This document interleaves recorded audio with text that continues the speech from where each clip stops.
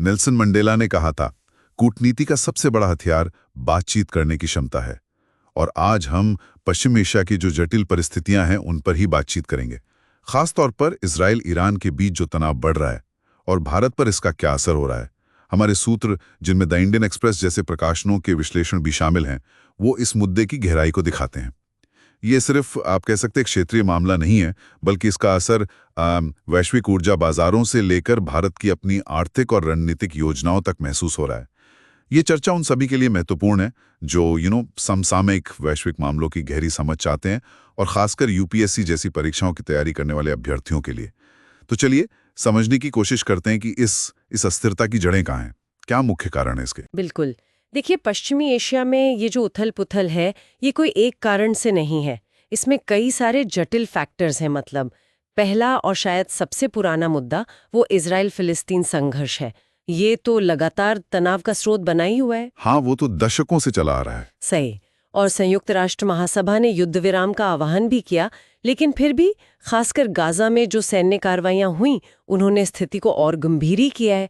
दूसरा बड़ा पहलू है ईरान और इजराइल के बीच की सीधी दुश्मनी।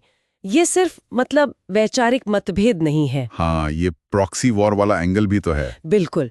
प्रॉक्सी युद्ध इसमें शामिल है। मतलब देश सीधे नहीं लड़ते, बल्कि दूसरे गुटों का सहारा लेते हैं, जैसे ईरान का हिजबुल्ला और हमास को समर्थन देना। और 2024 में ईरान ने जो इजरायली सैन्य ठिकाने पर मिसाइल हमला किया था, वो इसी बढ़ते टकराव का आप कह सकते हैं एक सबूत था। अच्छा, और इसमें बाहरी ताकतों और जो क्षेत्रीय प्रतिद्वंदी हैं जैसे सऊदी अरब और ईरान, उनकी भूमिका भी तो अहम लगती है। हाँ, बहुत अहम है। सऊदी अरब और ईरान जैसे क्षेत्रीय ताकतें अक्सर विरोधी गुटों का समर्थन करती हैं। यमन में हमने ये देखा। हाँ, यमन का संकट तो बहुत भयावह था। बिल्कुल। वहाँ ईरान समर्थित हूती विद्रोही और सऊदी समर्थित गुटों के संघर्ष में रिपोर्ट्स के मुताबिक 2.5 लाख से ज्यादा जाने गईं।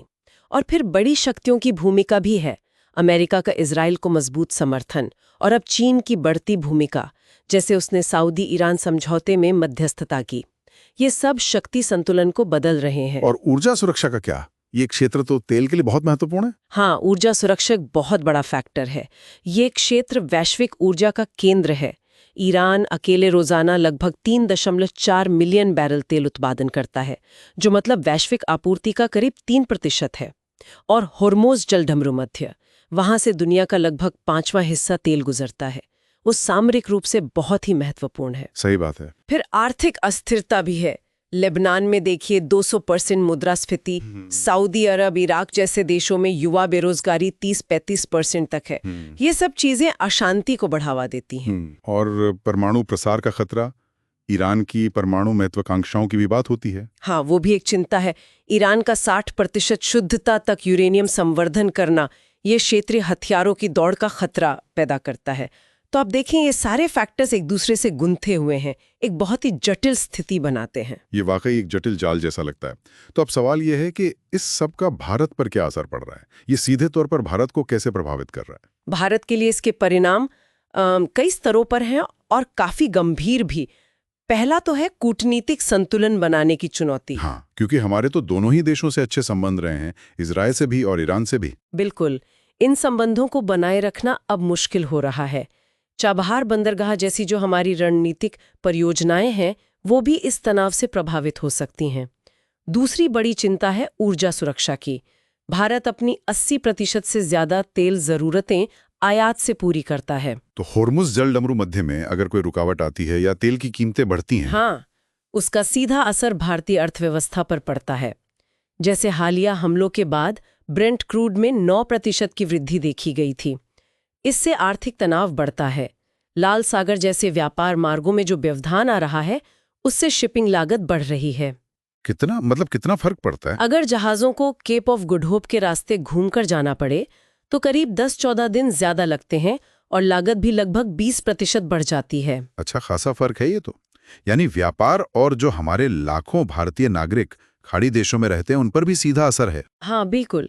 इजराइल और ईरान के साथ भारत का व्यापार प्रभावित हुआ है। आंकड़े बताते हैं कि 2024 की पहली छमाही में इजराइल को भारतीय निर्यात करीब 63.5% तक गिर गया। और खाड़ी और पश्चिम एशिया में जो लाखों भारतीय काम करते हैं, उनकी सुरक्षा एक बहुत बड़ी चिंता है। हाँ, और वो जो पैसा भेजते हैं, रेमिटेंस, वो भी तो अर्थव्यवस्था के लिए जरूरी है। बहुत जरूरी है। वो भारत की जीडीपी का लगभग 3% है, उस पर भी असर पड़ सकता है। और तेल की बढ़ती कीमतें, मतलब हर $10 प्रति बैरल वृद्धि से हमारा चालू खाता घाटा यानी आयात निर्यात का अंतर लगभग $10 बिलियन बढ़ सकता है। ओह, तो इससे महंगाई बढ़ेगी और आर्थिक विकास धीमा होगा। हाँ बिल्कुल। विश्व बैंक ने भी वैश्विक विकास दर का अनुमान घटाया है।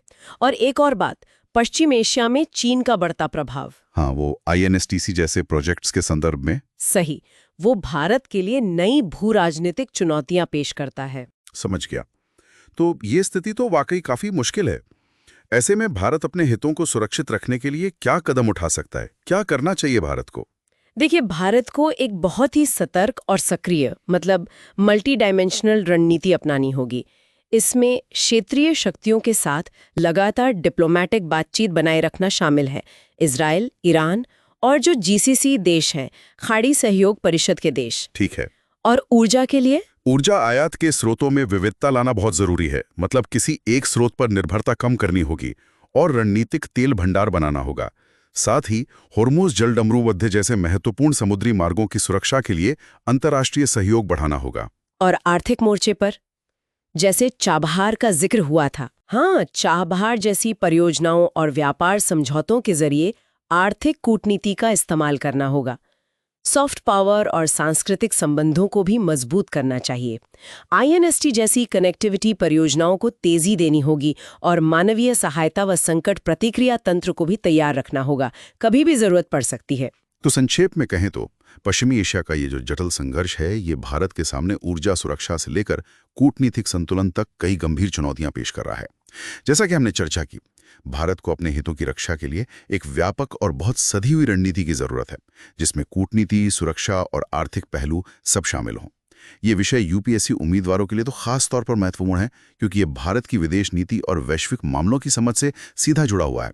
और यहीं पर एक महत्वपूर्ण सवाल भी खड़ा होता है। ये जो बाहरी दबाव हैं और वैश्विक समीकरण बदल रहे हैं, इनके बीच भारत अपनी जो अनूठी स्थिति है और जो विविध संबंध हैं, उनका इस्तेमाल कैसे कर सकता है, ताकि न केवल मौजूदा जोखिमों को कम किया जा सके, बल्कि क्षेत्र में स्थिरता लाने में भी एक सकारात्मक भूमिका निभाई जा सके। ये एक ऐसा सवाल है जिस पर लगातार सोचने और रणनीति बनाने की जरूरत होगी। बिल्कुल। इस गहन चर्चा में शामिल होने के लिए बहुत बहुत धन्यवाद।